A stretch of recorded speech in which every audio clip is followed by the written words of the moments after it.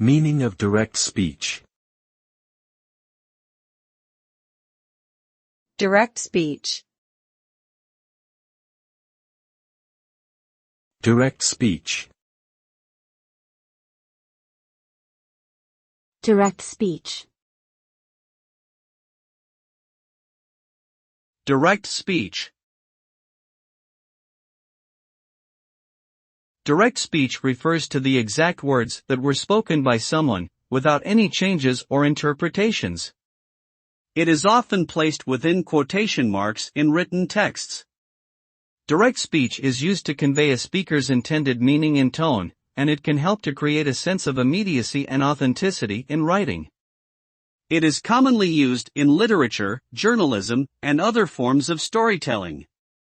By accurately depicting what someone said, direct speech can enhance the credibility and impact of a text.